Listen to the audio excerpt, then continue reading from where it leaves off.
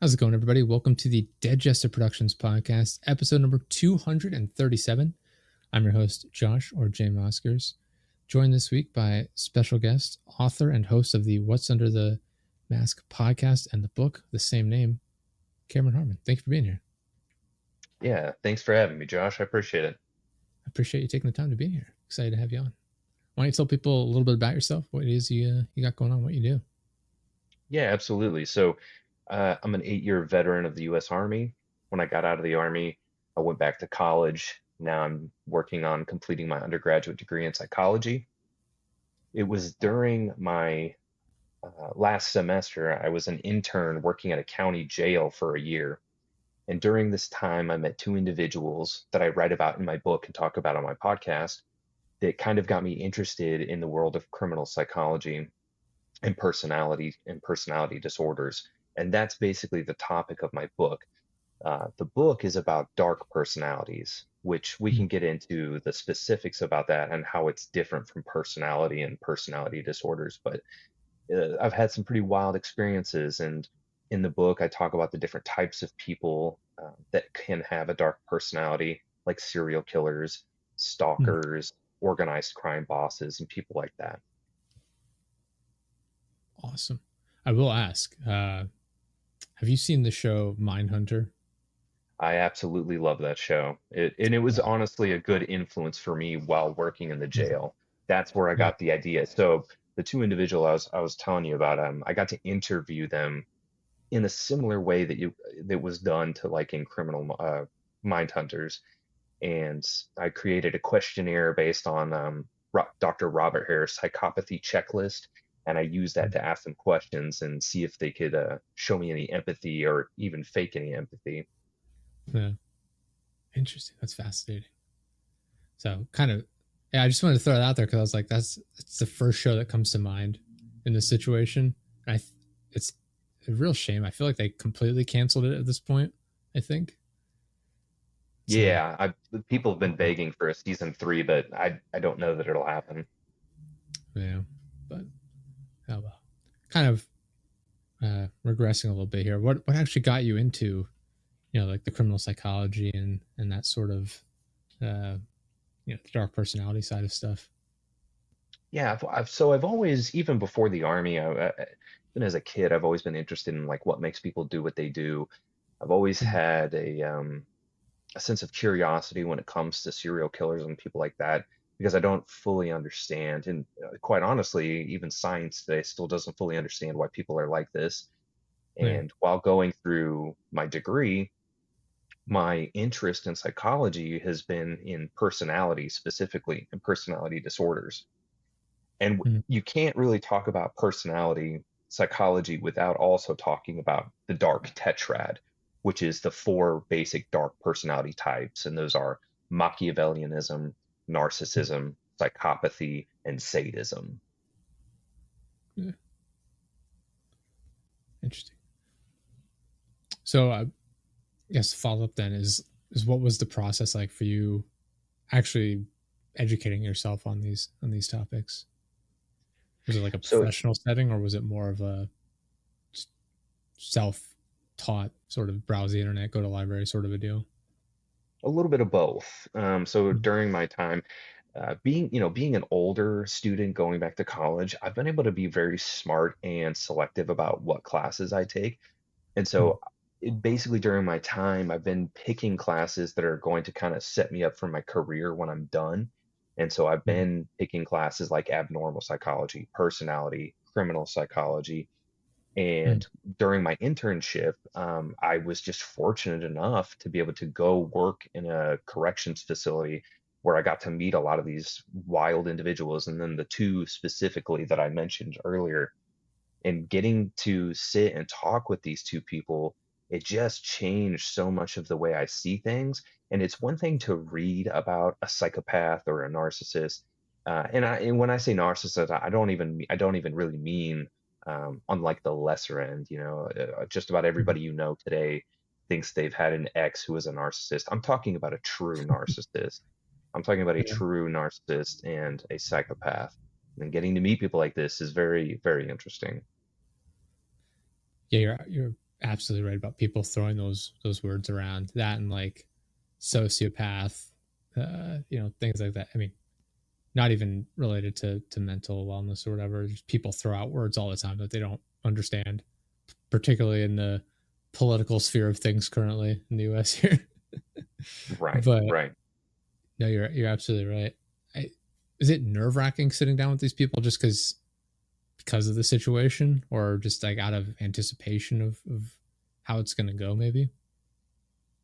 So when I first when I first started working at the jail and I was going on a tour, I was in basically got to walk around in all the pods. And in Mm, each pod, you're basically talking about having anywhere from 50 to 70 inmates per pod. And it's basically just a giant room with bunks. mm, And being in there was a little discomforting because it was basically me and one other person and mm, 50 to 70 other people. And they could have done anything they wanted to us, and there wouldn't have been much we could do about it. Now, I should note, and it is important to understand the difference between a county jail and a state prison or even a mm. private prison. In a jail, most offenders there are just waiting for their trial or they're there for a very short period of time. Most of them are not going Yeah, to be staying there for a very long time. Now, there they is just a need to get worked maximum. through the process, essentially. Right. And the only people that are, in my opinion, really dangerous are the people in the maximum security wing who are pretty much waiting to go to prison. It's just kind of a stopping point for them. But Mm, they are held in more secure settings. So again, I never really felt threatened, honestly. Like I knew that people could hurt me if they wanted to, but most of the time they don't want to get in more trouble. Like if you're not messing with them, they're not going to mess with you. yeah, they're trying to bide their time until they have the opportunity to plead innocent or whatever, or argue their case in court, I suppose. Right. I mean, don't get me wrong, there's bad apples that would Mm, do something and just because they can, but I didn't have that experience. yeah. So what led you to working as a security guard then? Or, So I wasn't a security guard, I was an yeah, intern. It was a class that I selected, and my professor basically offered me like a list of internship opportunities, and none of them really were all that exciting to me. I really wanted mm, something more, um, I don't know if you want to say the word intense or what, but mm, I just so I knew somebody. I had a friend who worked in the sheriff's department, and I asked him if he could, find me an in, and if I could get somewhere, some way somehow involved in that. And he said absolutely. He got me connected to the right people, and before I knew it, I was working as an intern for a drug and alcohol treatment program. interesting. That's really cool. So was that more you're just working to help rehabilitate as opposed to just monitoring, so to speak? Yes, so the way that I typically describe it is kind of like think about like AA or NA. It's Hmm. a program designed for inmates that volunteer for it to get treatment, hopefully help them get rehabilitated so that when they go back to society, they're going to be less likely to use and offend again. That's Right. basically the gist of the program. Maybe this isn't the right question to ask, but like, what is your thought on how the prison system, as far as like how they rehabilitate compared to just store people, essentially? Yeah, and I do touch on this a little bit in my book. Mm, Prison and jail, in my opinion, it is not rehabilitation. yeah. It is what it is intended to be, which is a punishment. Hmm. And I think the old way of thinking was that punishment in its own self is rehabilitation, but it's not because when you're talking about some of these more serious violent offenders, uh, they, I mean, like when they've already suffered the worst punishment we can give them, and they keep coming back for more, like what else can you do? Like it's not phasing them. They're not Yeah. they don't care. They come to jail or prison, they end up running the place, and they basically do what they want to do either way. So I just think we have to find a better way. And I'm not even going to pretend to suggest that I know what the answer is. I just think that we've got to try something differently because the statistics about recidivism is just ridiculous. Like most, I don't know that I ever met a single inmate that it was their first time in jail. I mean, almost every single one of them, they Hmm. were repeat offenders. Yeah, makes sense. Yeah, no, I mean, I have basically no direct experience with it. I have a family member that had gone to prison for a while, but uh, that's a whole thing in its own. But they, I don't know. I can imagine it's a product of one's environment to an extent of, the mindset of, yeah, everyone gets arrested at some point. It's just what life is like. Whereas that's not the case for everyone. Right, right. It's definitely not the case. And, the bummer thing is that, I mean, once you've been arrested and put in the system once, your chances of it happening again go up. And it goes up each time you've been arrested and incarcerated. Um, one of the individuals that I talked about that I interviewed, it was his sixth or seventh time in jail or prison. And he was Yeah. only in, I mean, he was in his mid 20s. Jeez. Yeah. No, I don't know. Can't imagine. Um, yeah. No, it's a it's an issue where there's probably something has to happen, but I'm not educated enough to come up with a solution either.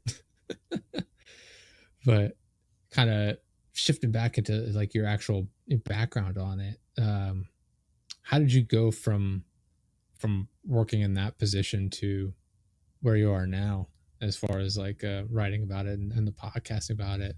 What was that process like? Yeah, so when I left the jail, I just knew that I wanted to do more.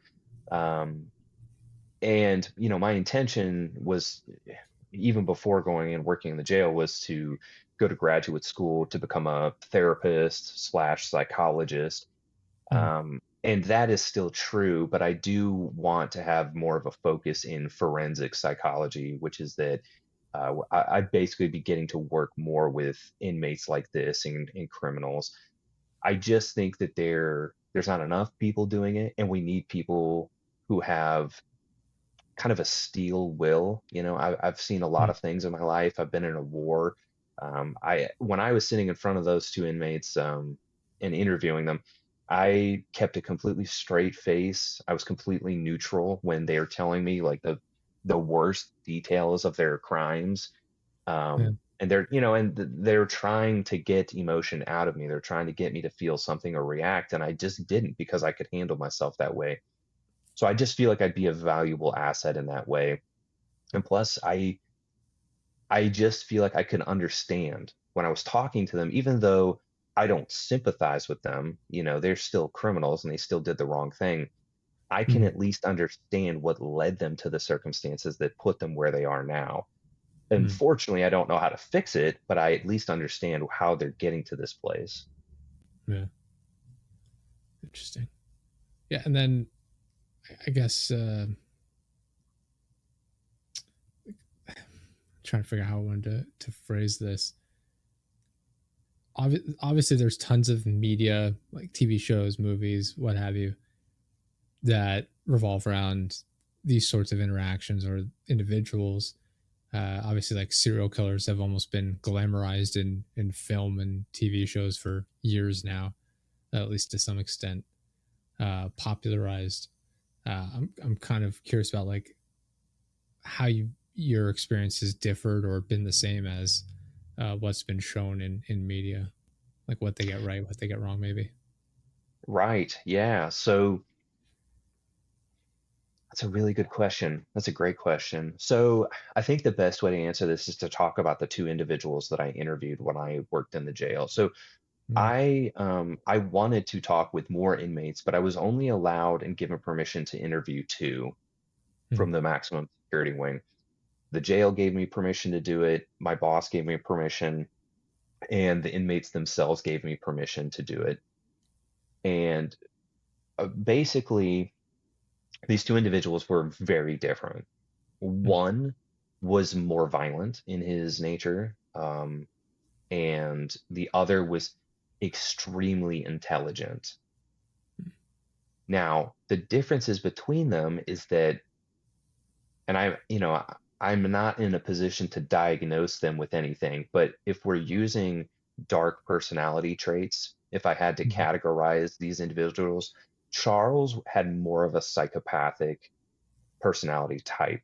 whereas Nathan had more of a narcissistic personality type. And Yeah. I'll explain why. Charles, the nature of his crimes involved primarily the selling and trafficking of large quantities of drugs, and he would carry them in his vehicle. He basically would try, if the cops tried to pull him over, he would try to evade, which would end up in a pursuit. Mhm. And he, firearms, beating his girlfriend. And when I sat to talk to him about it, it was about as completely removed from any emotion as you could imagine. Mhm. And I have no suspicion that he lied to me. And I say that because I don't think he cared about me personally or Mhm. anyone enough to lie. I think that lying would have taken effort from him. And I Yeah. just don't even think he cared enough to put forth that effort to Mhm. lie to me about anything. Yeah. And I'll give you kind of like a brief excerpt from our conversation. Mhm. I posed a hypothetical question to him because, again, the whole point of this was to see if they had any empathy or remorse. And I posed because I knew his record. I was able, in Tennessee, criminal records are public information. But even then, at the jail, I Yeah. was obviously able to read certain files. But so I knew about his crimes going into the conversation, and I used that to my advantage. And I posed him a hypothetical question saying, all right, let's imagine that you're driving in a car with your girlfriend with a trunk full of drugs. The Mhm. cop lights come on behind you. What do you do? He's like, I'm taking off. I'm trying to evade and get away. I'm like, okay.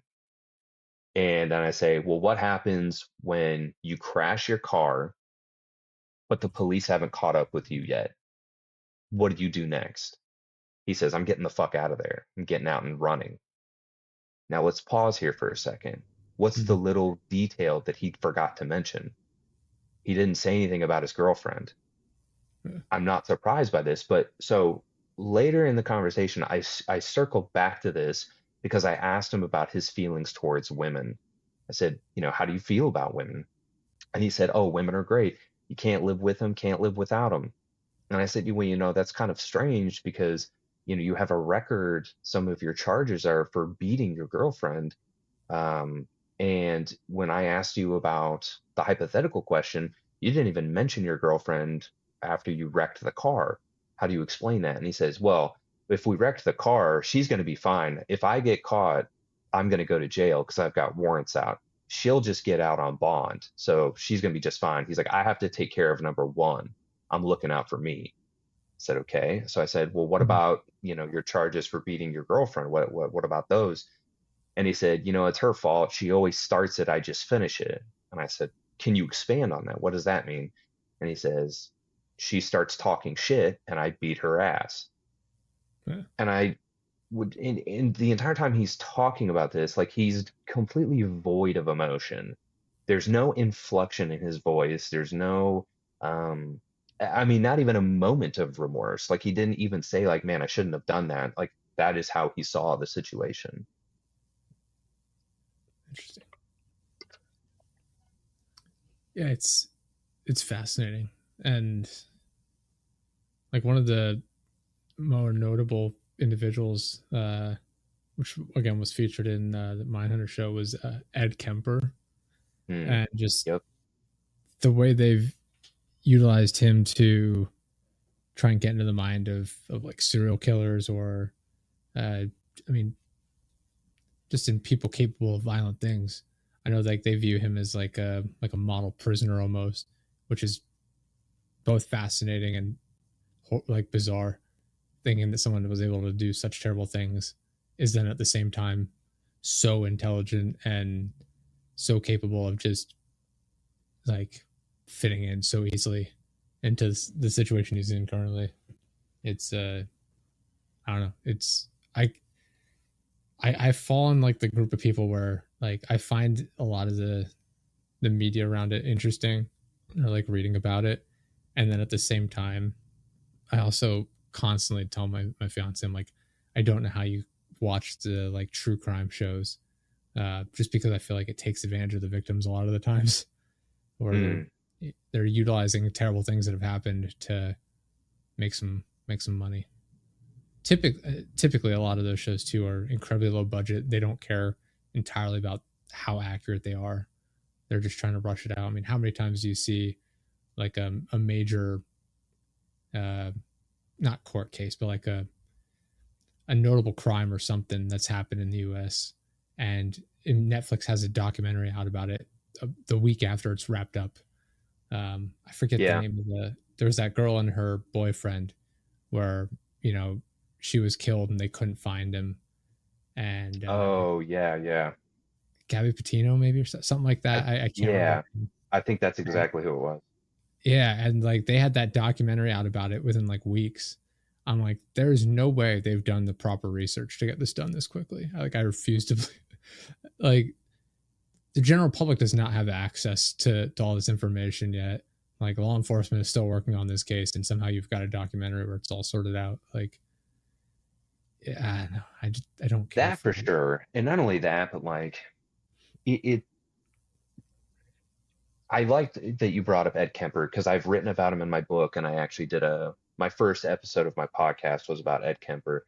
Ed Mhm. Kemper, and I am not one of those people, you mentioned people who are like fans of true crime. I'm not one of those people that says like I have a favorite serial killer because I just think that Mhm. that's morbid. Like there's nothing favorite about these people for me, Yeah. but I do find them interesting. And I say that because there's things that we can learn about people like this, right? Mhm. What can we learn from Ed Kemper?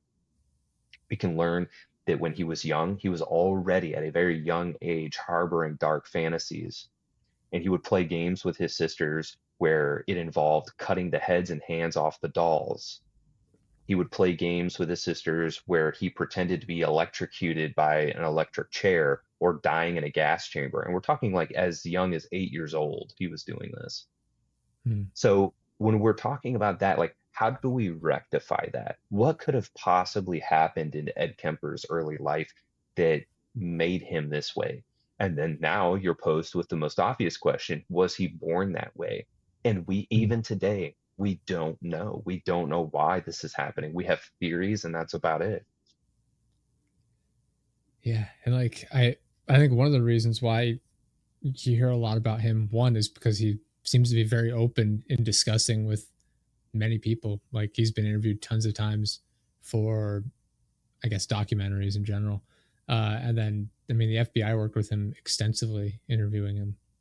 I think they, I forget which case. There's a couple different cases of it, but there was one in particular where I think it was the FBI where they were talking to him, and he mentioned where he's like, "Yeah, you know what?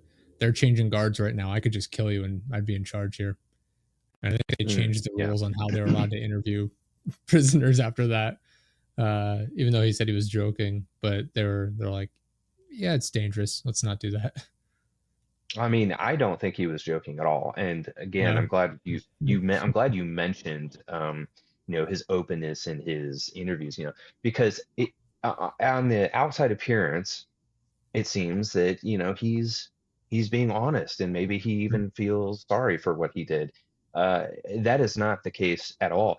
He gets off on the fact that people are consulting him.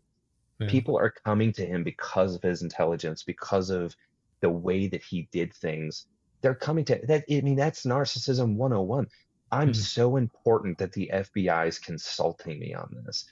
Um, yeah, if the guards changed right now, I could get up and kill. I mean, now again, he could because like at the time of his arrest, he was literally about 7 foot tall and almost 300 pounds. Like this Yeah. dude was literally a bear of a man, and he he could definitely kill you with his bare hands.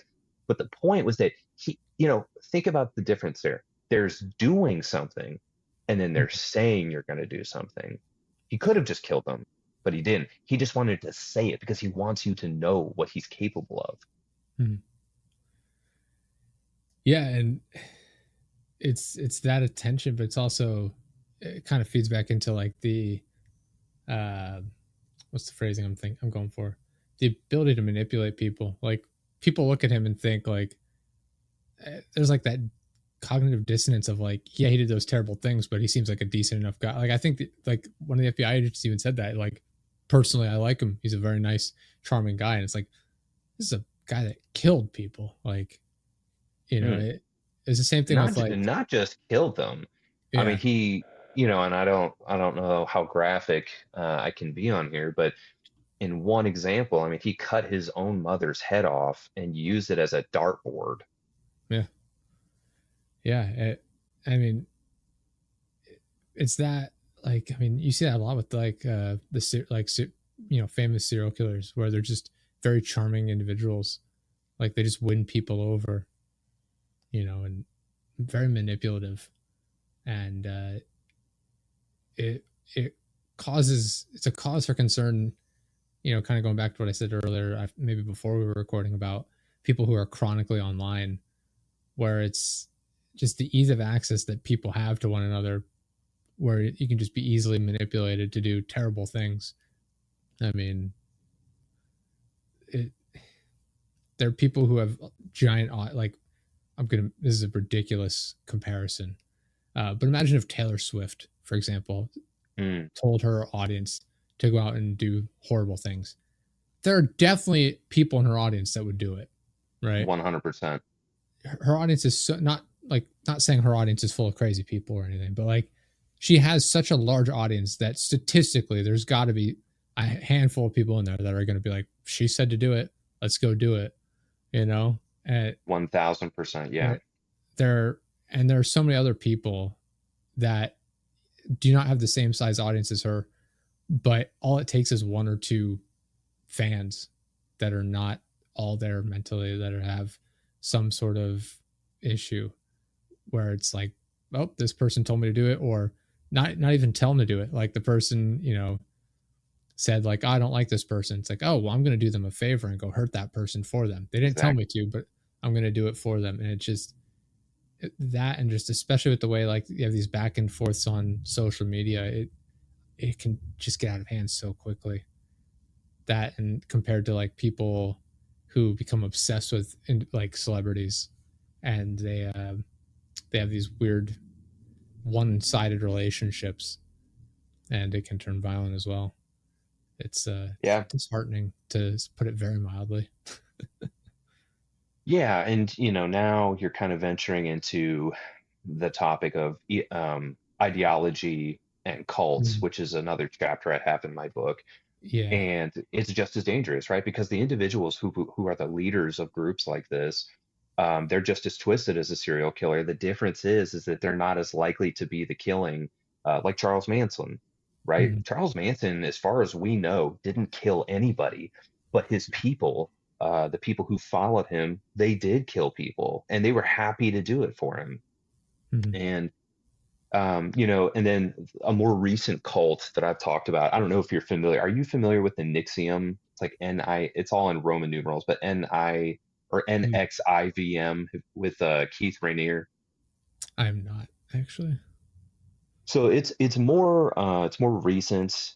The reason it's crazy is because there are several like pretty high notable celebrities. Like I don't know if your audience has seen the show That 70s Show. Mhm. So Hyde, the I would guy hope so. who, Yeah. do what now? I said I would hope so. It's a very well-known show. Yeah, right. Yeah, yeah. Well, Yeah. Hyde from the show, the guy with the sunglasses and the hair, Mhm. he was a member of this cult, I, and sorry, I just love your description of them, sunglasses and hair. yeah, yeah. I It's mean, a I feel great. like that does it, right? It's absolutely a great description of it. It's just funny that that's something that basic is like, oh yeah, know exactly who he's talking about. Yeah. Yeah, yeah, yeah. Yeah. I mean, and I'm pretty sure he's serving time in prison or jail right now. I could be wrong. I might need to I be th- fact checked on that one. yeah, I think that's gone through. I know he was in court, and I'm pretty sure he got sentenced Yeah, already. yeah. But he was a part of this cult, and so was another woman, God, Mackie or something like that. she was an actress on the show called Smallville, but she wasn't even just in the group. She was actually one of like the prominent figures, and she was very close to Keith Raniere.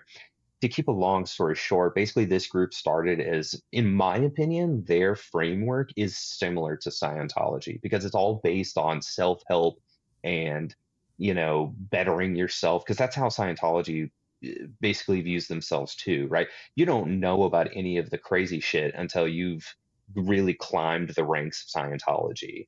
It's the same Mm. thing in the Nixium cult. So what ends up happening is that at the tippy top of this group, Keith Raniere and I think it's Caitlin McNamee or something like this, but basically these two, they create a subgroup within the group, and it's a Latin name. I think it's like had to do with something to do with domination. It was like it was three letters. I think it was like DOS or something like that. But basically, it was a handful of women, and the idea behind this subgroup was women being dominant, like being subservient to men, and they were training these women or teaching these women how to be completely subservient to their husbands. But what ended up happening is that these women basically were all either having sex with Keith Raniere or giving him some kind of lewd photos of themselves or lewd videos or doing something that he could use as blackmail. And that is one of Mm. the key hallmarks of a cult, is that they use Yes. blackmail on each other to keep the secret going. Mm-hmm. These women ended up getting a brand on their pelvic area just above their vagina, and it was the brand itself was of Keith Raniere and this other woman's initials.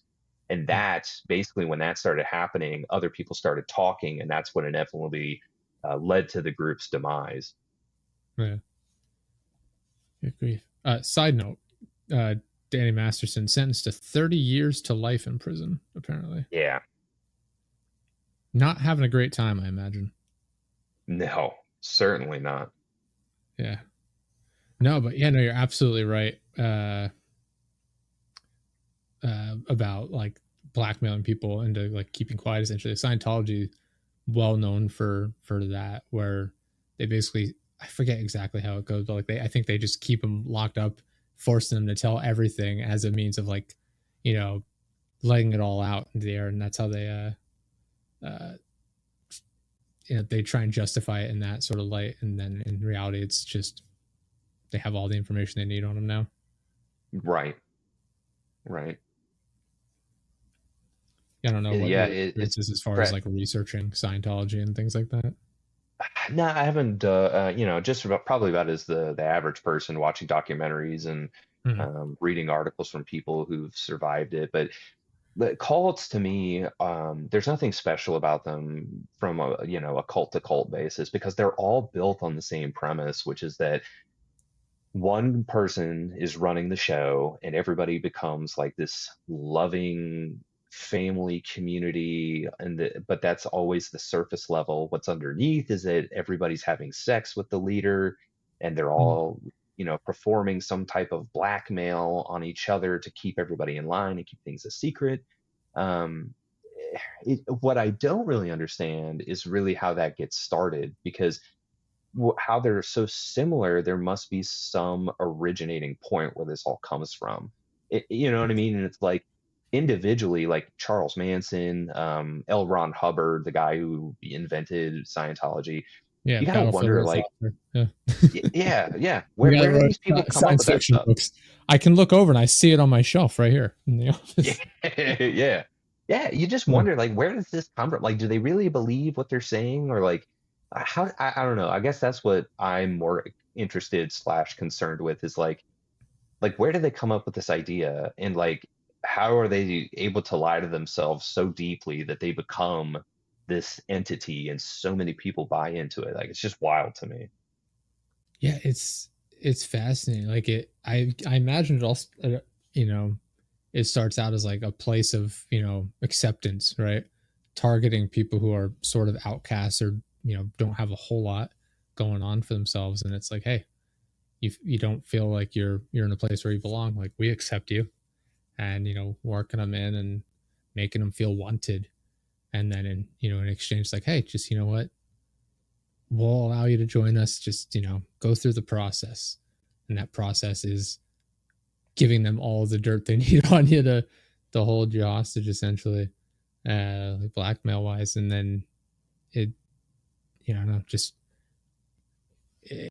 forming them mentally to just make them feel like, hey, no, I need to give everything to these people. They haven't really done much for me other than accept me, supposedly, until they've bullied me into staying. But it's just, yeah, it's just a fascinating like way to operate. I don't know. It's like a Stockholm syndrome at times, it seems. Right. Yeah, that's a great way of thinking about it. I mean, even, and we don't, I really don't even like talking That's probably about the most politics. uneducated way to explain it. But No, no, I think it's great. I mean, it really, no, I think it's perfect. Like, uh, it's the same thing with politics. I hate talking about politics, but I mean, some people, not, and of course not all, but some people really get wrapped up into it to the point where it does become an ideology or even cult-like, yeah, that's disturbing, right? I mean, it's I like I people who maintain get, that I don't understand how people care enough about politicians, like regardless of what side they're on. I can't imagine caring that much about somebody that I'm so disconnected from. Right? I think it's just manipulation, to be Yeah. completely honest. And people don't realize it because, and it's the same way that I talk about this in the books in the corporate world. Like, I have a section talking about like dark personalities in the workplace. Mhm. Most people do not expect that when they go to work that their boss or their coworkers are lying to them compulsively, and Yeah. they are malevolent entities that want, or not even want, but they just don't give a shit about you, and they're willing to throw you under the bus at any point.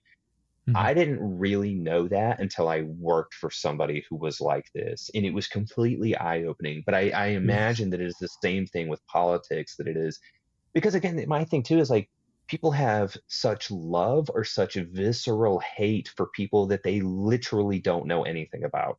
They Mhm. don't know anything about these people, and they're either willing to die or willing to kill for them, and it just seems so absurd. It's like It's they're just bizarre. people. Yeah. Yeah, I mean, like you, like I'll use politicians as an example again. Like the only thing you see about them is what's on the internet, what's on the like. It's almost never some direct experience, right? Like, sure, you can meet this person at a rally or an event or whatever. The odds are you're not getting the real them. They're putting on their best face for that event, and understandably so. You want to put your best foot forward when you're campaigning for a position or whatever. Um, but yeah, like to to get so invested in someone, either in a good way or a bad way, based on what you're seeing from other people who've also not had direct experiences with them, is so bizarre to me. And again, it Yeah. even so, it's someone like, you're so disconnected with.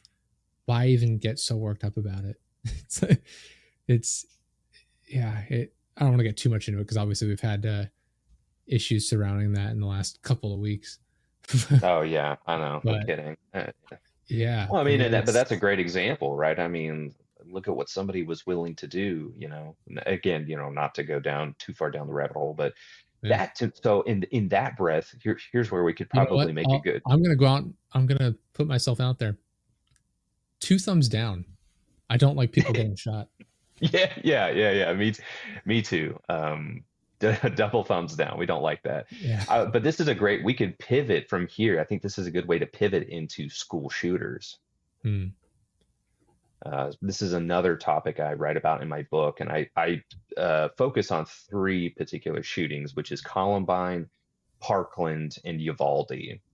Mhm. And I try to make a distinction because I believe that individuals like this have similarities with serial killers. But the Yeah. biggest difference here is that serial killers hunt and stalk their prey, usually one, maybe two at a time. They're not trying to take out large masses of people because that would draw too much attention to them. And on Mhm. the opposite end, you have school shooters who do all of their damage and all of their violence in one brief, I say brief, but I mean compared to a serial killer, it's brief, instant. Mhm. And but still, the commonalities are there. The dark fantasies that they're harboring for their whole life, the lack of Yeah. emotion, the lack of empathy and compassion for other people, and I the was gonna willingness say that to go serial hurt. killers are more methodical, but that's not even the case necessarily. It's just more methodical over the long term, maybe, as opposed to like the brief burst of like the outburst rather. Well, let me pose to you this: the Columbine shooting. I actually just released an episode. This is a great, a great plug for me. But there's I just released an episode today on Columbine, and these two Mm. guys, Eric Harris and Dylan Klebold, they planned their attack for a year, Uh, for a whole year. So it would have been their junior into their senior year. They planned this attack. They were weeks away from graduating, and they still did what they did. yeah. They methodically, so I'll give you one example. Eric Harris, he would go into the cafeteria because the cafeteria was going to be one of the focal points for their attack. He would go into the cafeteria every day, and he would count how many people were in the cafeteria at any given time so that they could know when the best time to blow a bomb up in the cafeteria was. And he did that Mm. for a year. Grief. Yeah, that's like weaponized autism in the worst Mm, possible way. yeah, interesting. Yeah, it's an interesting way to put it, but yeah, absolutely. I forget which incident it was, which is unfortunate that it gets too confusing. I know the one where it was the individual, the student, had like been in the school counselor like 4 days prior, saying like, "Yeah, I'm having visions of like hurting people," and like they had like notebooks full of like talking about like blood everywhere and things like that. And Actually, I'm not familiar with that one either. I can't remember which one it is. Unfortunately, I'm sorry, I can't get more details. Yeah, but like this is the case where the parents were held liable because they had this meeting with the counselor and still bought their kid a gun, and Oh so the man. parents were held liable for knowingly purchasing someone with mental instability, purchasing them a weapon and enabling it, which is just Yeah, I mean incredibly unfortunate. Like there it clearly it some really additional is. help was needed. Yeah, and for me it really hits home because one of the more recent ones was actually here in Tennessee in Nashville. Mhm. Um it doesn't matter. I don't need to get into too many like details here, but um this individual again, and what I find disturbing is that so many times we're finding out that these individuals are having like constant red flags. Like this Mhm. individual, Nashville that I'm referring to, they're psychiatrists, psychologists. They were completely aware that this person was harboring fantasies about shooting people, Mhm. and they.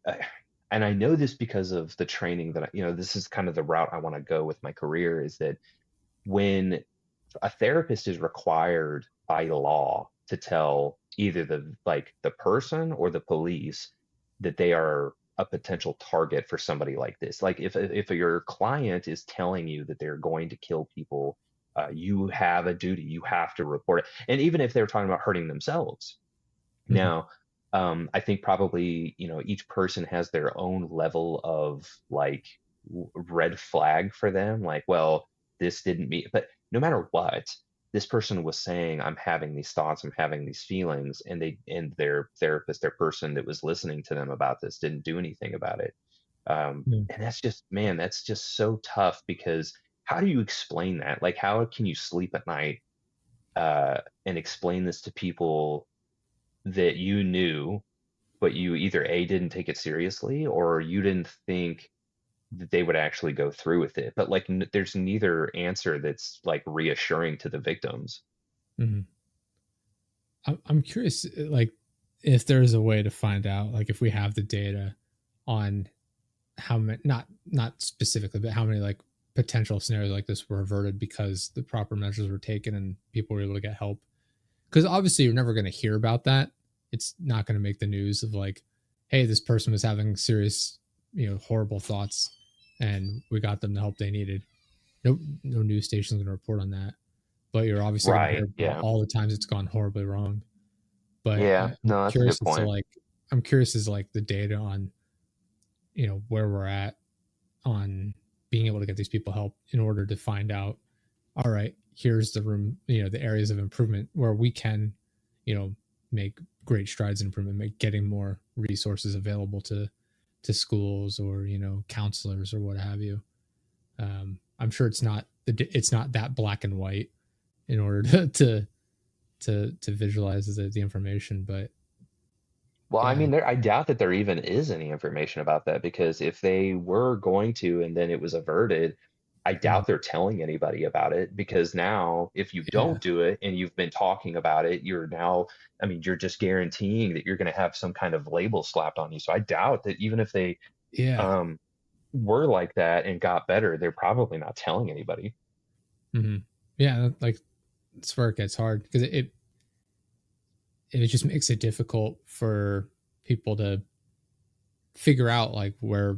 I mean, obviously we know like we can get an idea of like, all right, where do we have issues that we can improve on? All right, do we need more school resource officer? Not, and that's like security, like school counselors. Like maybe we need more of these people in schools. Maybe even schools that already have them don't have enough of them. Maybe they're not active enough in actively meeting with students routinely to see where they're at. I don't know, it's not my field of expertise, but surely there's ways that this can be improved in some aspect that maybe the funding's not there for it or whatever. But yeah, it's not great, to put it very politely, where we're currently at, because I mean, you see it constantly. These kids are outcasts or bullied, and they're just not getting the help they need. I know, in some cases, you see after the fact that where the parents basically say like, "Oh, we didn't think they needed help. We thought it was just a phase," sort of a thing, and that just sucks to hear because it's clearly steps could have been taken that weren't, and maybe not even maliciously. It's just brushed aside. Yeah. I mean, an example I talked about today in the episode and in my book is that the people at Columbine didn't see it coming, because this was one of the first of its kind.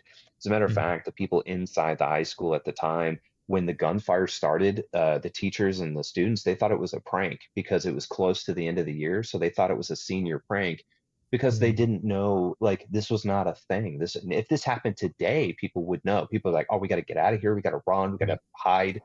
But for them, they didn't even run, like a lot of them didn't even run out of the school, because they literally thought it was a prank. They thought the fireworks were going off.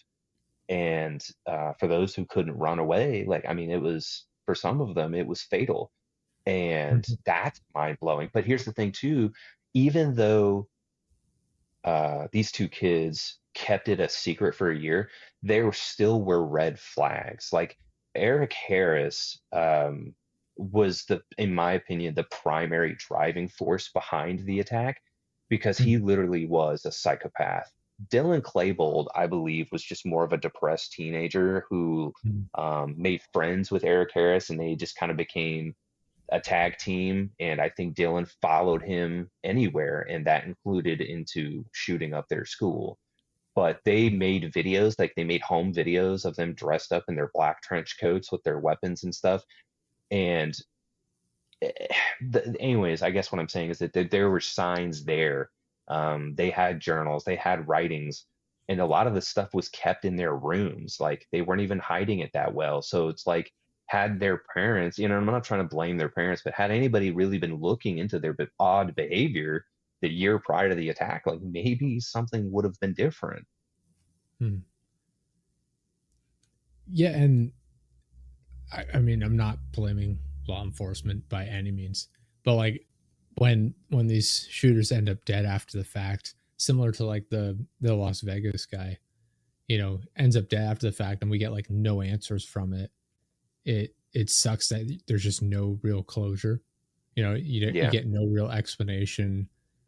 There's nothing to gain. I mean, it sounds callous, but like there's nothing, you don't get anything out of it in the end as far as like anything tangible that you can use half the time, where it's like, yeah, he did it, we don't know why, that's it.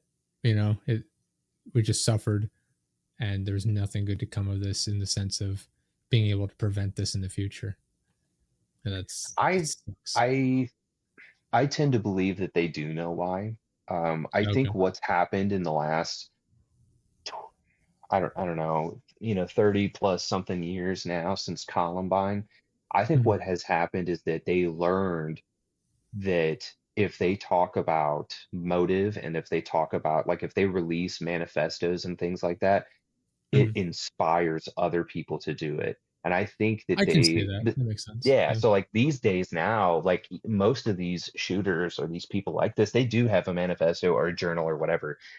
Mhm. And in the case of the incident here in Nashville, right? Like there was a manifesto and people are upset that it hasn't been released. And Isn't that the one where they they're transferred the rights to the victims' families?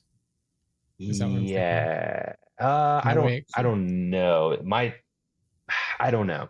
'cause there's I'd one I'm have to look thinking into that. of where I it sounds familiar, where I thought it was Nashville maybe, where the the perpetrator's family transferred all of their belongings to the victims' families, and they maintained the rights to whether or not, like, the journal entries or whatever could be published, and Yeah. that way they can't forcibly be made public, which is If kind of that a sick move by the legal team.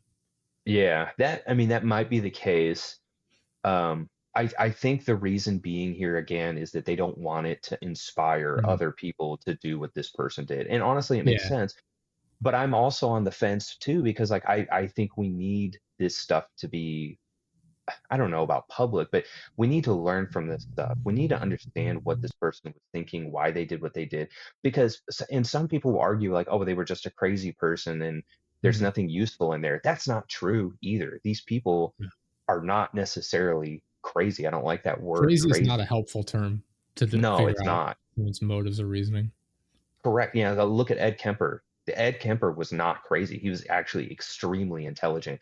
There is stuff that we can learn from these people. And eventually we'll be able to build profiles and we'll be able to build things that will allow us to either prevent or, you know, better Mm. red flags. I mean, like for crying out loud, like if you're a therapist and you're treating a teenager and they're telling you that they're having fantasies about shooting up a school, well, guess what, man? Like we need to say something. Like I know that this could potentially damage that kid's life, but maybe that means we got to find a better way of reporting. There has to be a better reporting method. Because there is the chance that if somebody's talking like this, that they won't do it. Mhm. So I can understand not, because therapists and psychologists and psychiatrists, they're compassionate people. I imagine they don't want to damage somebody's reputation that may not actually act on this. I can understand that. So maybe what that means is we need to have better reporting avenues so that we people can be aware. We need to have people be allowed and afforded the opportunity to be prepared and know what is potentially around the corner instead of being blindsided. Like the time to acknowledge that this is happening is not after the bullets are being fired. Mhm. Yeah, and kind of go back to what you're saying too about not wanting to inspire or whatever. Like, there's been a lot of outcry in previous years about, you know, news stations or whatever, basically having scoreboards for like shooters, right? Where it's like this Yes. person killed this movie and so on and so forth, and like almost glorify, like making it like a competition of sorts, not literally, but you know, you could see how people would misinterpret it, especially if they're someone who's already predisposed towards violence, maybe. Yeah. I mean, the news companies aren't, doing it for that purpose, but for somebody with a dark personality, they're certainly seeing it that way. Um, Mhm. I mean, like let's look at the example of Nicholas Cruz, the Parkland shooter. What he said, because it's great to get information from him because he's still alive. Mhm. He's one of the few that didn't kill themselves and didn't get killed by the police. So Yeah. we can ask him questions. We can probe him and try to figure out what was going on in his head. And what he said to the psychiatrist who was interviewing him was that I wanted to kill as many people as fast as I could. Right. Mhm. To me, that's a clear intent, right? It always bothers me when we talk about people like this and we don't know what the motive is. Like, yes, you do. Yes, we do know what the motive is. what you're trying to say is we don't know what caused this to happen, but nobody knows what caused this to happen. But the motive is intent is clear. They wanted to kill people. They wanted to hurt people. I just think it's a tricky game they're playing with words when they're talking like that. Yeah. And I can see both sides of it. Like in some cases they don't want to assign motive where they're, you know, where it isn't exactly accurate. But at the same time they want to create some sort of closure, finality to it, where it's like, yep, this is why they did it, or whatever. It kind of goes back, to just they just want to have an answer for it. It doesn't matter if it's perfectly accurate or not. They just want to have an answer that they can fill in the blank on the sheet and wrap it up. Right. Yeah, that makes sense. I mean, and who knows? I get it. I think everything is an attempt to either protect individuals like the victims or Mm. to prevent future incidents like this from happening. Yeah, I mean, again, I don't like using it as like clear cut examples of how things work, but you know, you see it in some true crime shows where it's or just crime drama, whatever have you, where it's like, yep, this is our guy, and they're not 100% sure, but like good enough. If we get an arrest, it's fine. That way we can give the family closure. And it's like, I'd rather figure it out, make sure everything's 100% on the up and up. Maybe Yeah, yeah, right. who knows? But yeah, I don't know. It's one of those cases of like you kind of need examples to work from to gain information, but that's the worst case scenario is having more examples to work with. Right. Yeah. I mean, and again, I can understand it. I mean, it's the same thing, if you were to flip the note, it's kind of the same thing with serial killers, right? Like that's why they try not to talk about it. They try not to publicize it because then you've got individuals like the BTK killer, Dennis Rader, who Hmm. absolutely loved all of the media attention he was getting. And it would make him act out more when he would see his name in the paper, or even when he didn't see his name in the paper, and he would be upset that he wasn't getting the attention he felt he deserved. Yeah, yeah. I don't know. It's a fine line to walk, I suppose. But I don't know. It kind of goes back to not wanting to glorify horrible people if they're knowingly doing terrible things. And certainly we should avoid it. I do agree with that. I mean, Mhm. it's like it's such a tricky thing. It's like how do you talk about something that's happening in the news without also, you know, in some way, shape, or form glorifying it, right? Like I don't know. I struggle with that too because I think about that, because there are so many of these individuals that is the reason they do it. That is the whole reason they do it is to gain some kind of Mhm. notoriety or fame. That, and especially if it's anything related to politics, how quickly the narrative is twisted by anyone involved in order to justify what they're doing, or Yeah, you know just twist it politically in some capacity. I mean, we're definitely seeing that currently. We'll see it again in the future. It's happened in the past. It's really really rather unfortunate. um, indeed. I don't know. um, before before we wrap up, I did want to touch on a little bit more on your book. Like, what is your I know you said you kind of do it concurrently with your show. What is that process like on writing your book and working through that? Yeah, so I came up with the idea and I basically just kind of had wrote kind of like a standard outline of what I wanted and kind of mulled around in my head about how exactly it was going to look. Like I knew what I wanted the topic to be, but it's kind of evolved as I've been writing.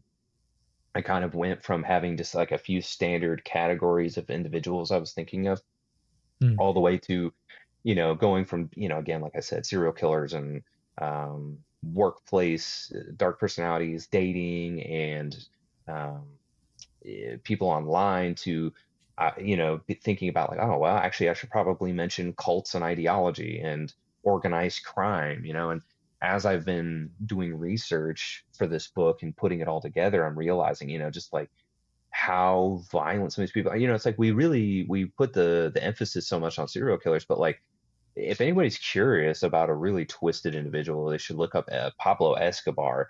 Yeah, Mhm. I was writing the chapter the other day about organized crime with him. I mean, this guy, on more than one instance, had was targeting one single person, and these incidents ended with over 100 people dying. Like in one instance, he blew up an entire passenger jet uh, Yeah. to kill one person, and he didn't even get the person he was targeting. So 107 people died on the plane for no reason. And Mhm. so it's like, what kind of like Pablo Escobar killed more people than a serial killer could even dream of. We're talking, I mean, thousands of people, and not directly died at the hands of Escobar, but because of his empire of hitmen that willingly worked for him. It's Yeah. wild. Yeah, it is interesting, especially considering like I think culturally, to an extent, people view Charles Manson as a serial, not as like a killer of sorts, right? Again, not that he did it himself, but like that's kind of how he's viewed, right? Cult leader, killer, sort of something, some aspect of that. Pablo Escobar is just considered like a drug lord, essentially, which Yeah, not incorrect, but also not telling the whole story. Um, yeah.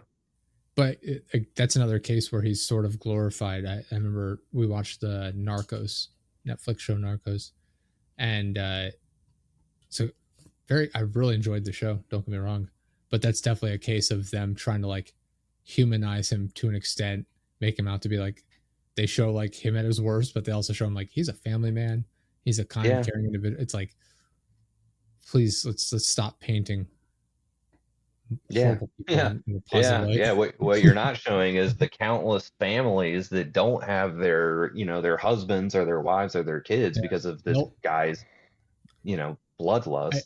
I think one of the things these shows get wrong so often is they will show the quote unquote villain doing the terrible things and then they move past it. There's very few cases where they do the terrible thing, they kill someone, whatever, and then they there's very few cases of them doing that and then showing the long term effects it has on other people, right? Like it'll show Pablo Escobar like shooting somebody, like having someone get killed.